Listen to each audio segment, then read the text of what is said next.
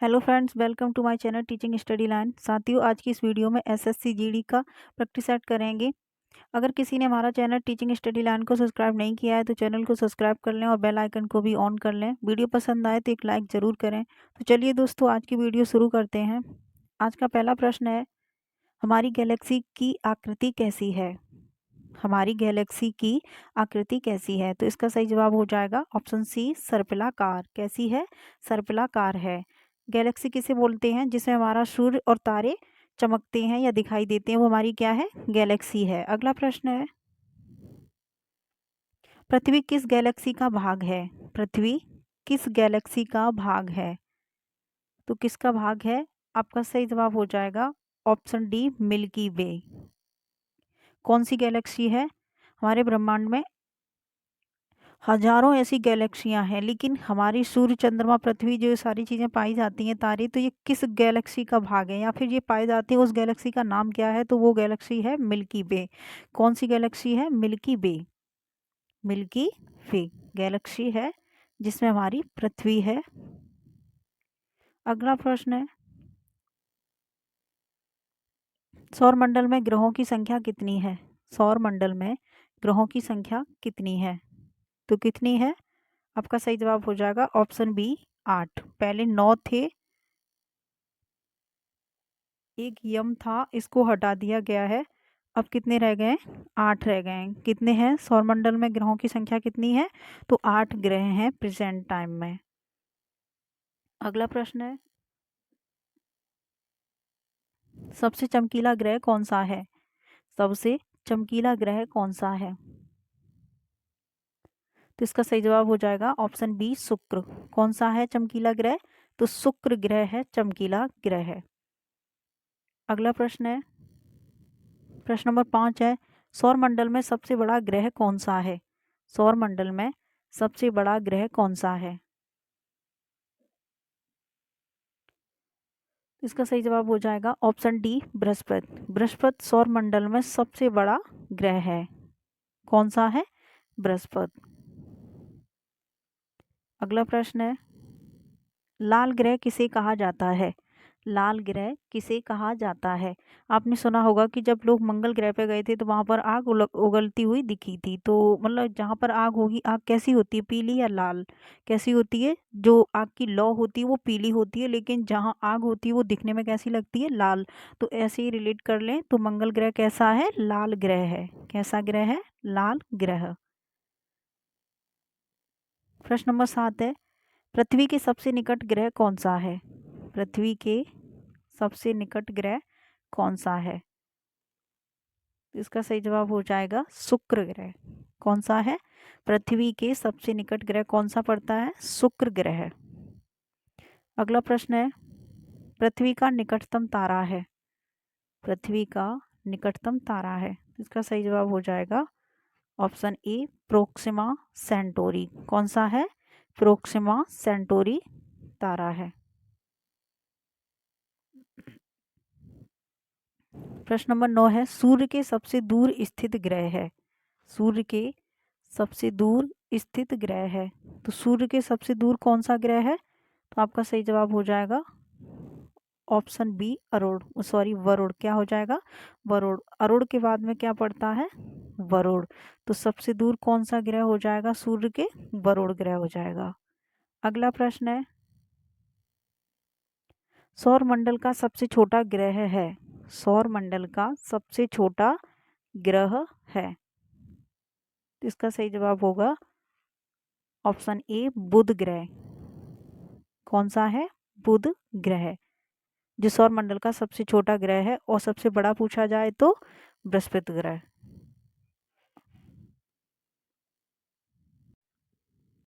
अगला प्रश्न है, किस गति के कारण पृथ्वी पर ऋतुएं होती हैं? किस गति के कारण पृथ्वी पर ऋतुएं होती हैं? तो इसका सही जवाब हो जाएगा ऑप्शन बी, परिक्रमण। किसके कारण? परिक्रमण के कारण पृथ्वी पर क्या होती हैं? ऋतुएं होती हैं। अगला प्रश्न है, किस गति के कारण पृथ्वी पर दिन रात होते हैं? किस गति के कारण पृथ्वी पर दिन और रात होते हैं? तो किसके कारण होते हैं? गूढ़नगत के कारण। किसके कारण? गूढ़नगत के कारण।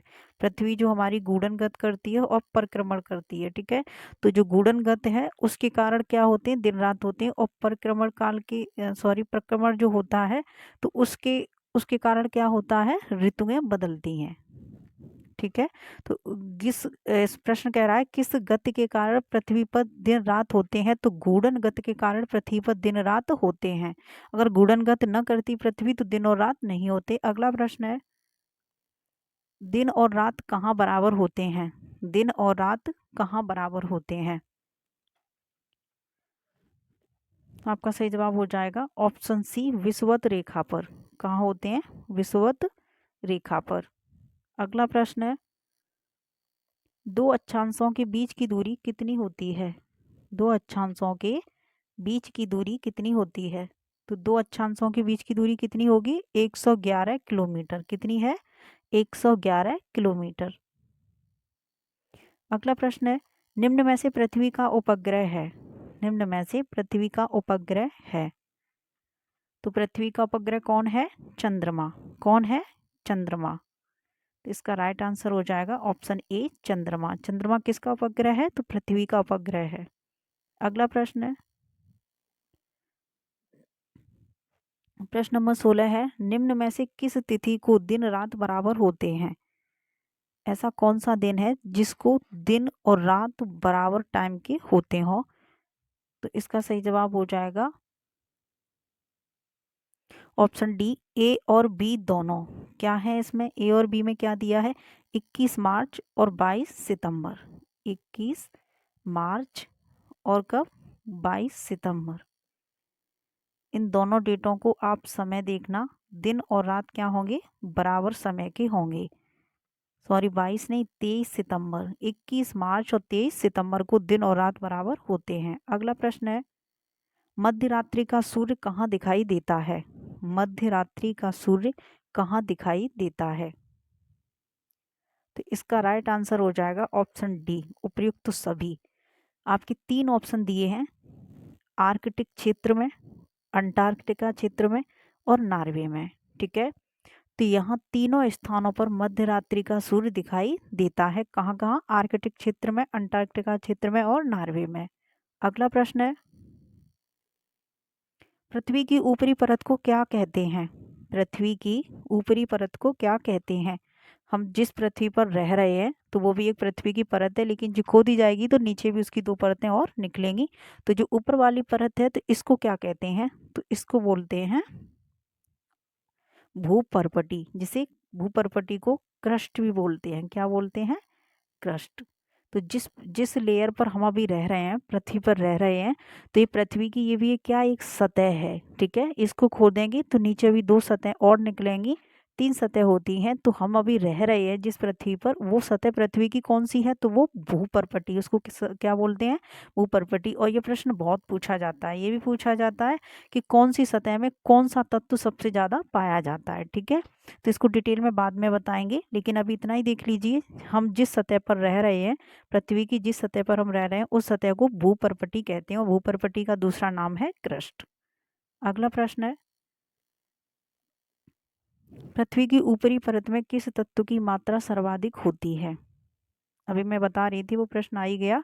पृथ्वी की ऊपरी परत में किस तत्व की मात्रा सर्वाधिक होती है, यानी कि भूपर्पटी में सबसे ज्यादा कौन सा तत्व पाया जाता है? तो वो आपका पाया जाता है ऑक्सीजन। क्या पाया जाता है? ऑक्सीजन सबसे ज्यादा पाई जाती है। अगला प्रश्न है, खनिज तेल एवं कोयला किन चट्टानों में पाया जाता है? आपकी चट्टानें कितने प्रकार की होती हैं?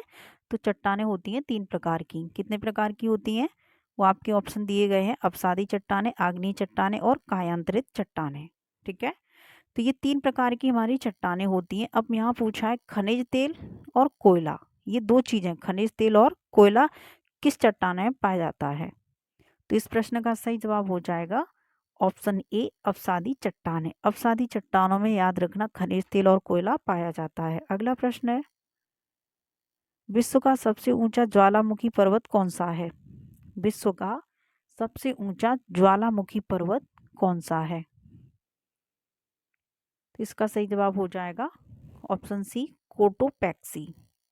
ये पूरे विश्व में सबसे ऊंचा अगर ज्वालामुखी पर्वत पूछा जाए, मतलब ज्वालामुखी ने इसको क्या बना दिया, एक पर्वत। जब ज्वालामुखी फटी होगी तो उसी टाइम से ये मलबा जम के क्या बन गया है, पत्थर बन गया है, और कौन सा पर्वत बन गया है। और कौन सा पर्वत है वो, कोटोपैक्सी पर्वत सबसे ऊंचा है पूरे विश्व का।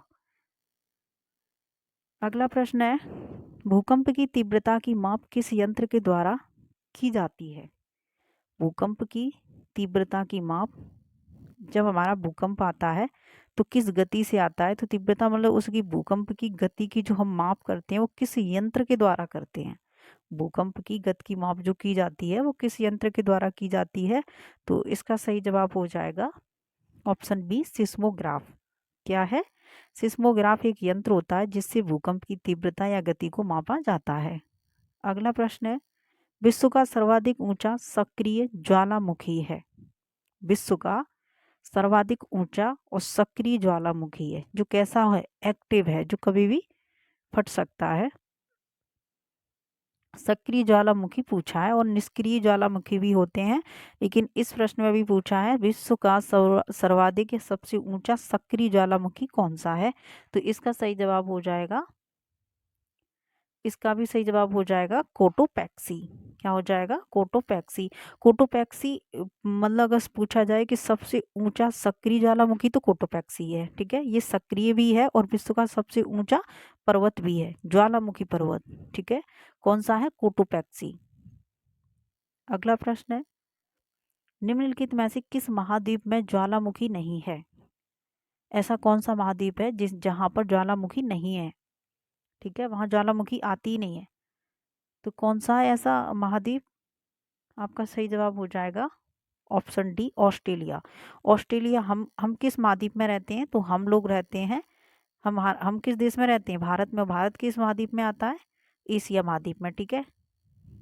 लेकिन ज्वालामुखी हमारे देश में तो आता है, हमारे महाद्वीप में तो आता है ज्वालामुखी, ठीक है। इसमें चीन वगैरह सब आती हैं, लेकिन यहाँ पूछा है किस महाद्वीप में ज्वालामुखी नहीं आती, तो वो ऑस्ट्रेलिया महाद्वीप में नहीं आती है ज्वालामुखी। अगला प्रश्न है, विश्व का सबसे ऊंचा पठार कौन सा है। विश्व का सबसे ऊंचा पठार कौन सा है, इसका सही जवाब हो जाएगा तिब्बत का पठार विश्व का सबसे ऊंचा पठार है। अगला प्रश्न है, विश्व की सबसे बड़ी झील कौन सी है। विश्व की सबसे बड़ी झील कौन सी है, इसका सही जवाब हो जाएगा ऑप्शन सी बैकाल झील। कौन सी है, बैकाल झील, ठीक है। विश्व की सबसे बड़ी झील है, सॉरी ये गलत हो गया प्रश्न, यहाँ बड़ी पूछी है तो ये कैस्पियन झील हो जाएगी। ओके, प्रश्न में पूछा है सबसे बड़ी झील, तो कैस्पियन झील हो जाएगी। सबसे बड़ी झील कौन सी है, कैस्पियन झील। अगला प्रश्न है, विश्व की सबसे बड़ी मीठे पानी की झील कौन सी है। विश्व की सबसे बड़ी मीठे पानी की झील कौन सी है, तो आपका राइट आंसर हो जाएगा सुपीरियर। कैसा, कौन सी झील है, सुपीरियर झील मीठे पानी की झील है। अगला प्रश्न है, विश्व की सबसे बड़ी खारे पानी की झील कौन सी है। खारे पानी की झील कौन सी है, तो इसका भी सही जवाब हो जाएगा ऑप्शन डी कैस्पियन झील, ठीक है। अगर पूछा जाए सबसे बड़ी झील या फिर खारे पानी की झील, सबसे बड़ी झील, विश्व की सबसे बड़ी झील, और फिर ऐसे भी पूछा जाए कि विश्व की सबसे बड़ी खारे पानी की झील, तो दोनों झीलें कौन सी हैं, कैस्पियन झील है, ठीक है। इतना याद रखें, एक ही झील है जो दोनों तरह से पूछी जा सकती है। अगला प्रश्न है, विश्व का सबसे बड़ा द्वीप कौन सा है। विश्व का सबसे बड़ा द्वीप कौन सा है, तो आपका सही जवाब हो जाएगा ऑप्शन ए ग्रीनलैंड। कौन सा द्वीप है, ग्रीनलैंड। अगला प्रश्न है, विश्व का सबसे छोटा महाद्वीप कौन सा है। विश्व का सबसे छोटा महाद्वीप कौन सा है, तो कौन सा हो जाएगा ऑप्शन डी ऑस्ट्रेलिया। कौन सा है, ऑस्ट्रेलिया महाद्वीप सबसे छोटा है। तो आज की वीडियो का यह अंतिम सवाल था। साथियों, आप सभी को आज की वीडियो कैसी लगी हमें कमेंट बॉक्स में कमेंट करके ज़रूर बताएं। अगर आपने हमारा चैनल टीचिंग स्टडी लाइन को अभी तक सब्सक्राइब नहीं किया है तो सब्सक्राइब कर लें और बेल आइकन को भी ऑन कर लें। अगर वीडियो पसंद आई हो तो एक लाइक कर दें और अपने दोस्तों में शेयर कर दें। तो चलिए दोस्तों, फिर मिलते हैं अगली वीडियो में। तब तक के लिए धन्यवाद साथियों।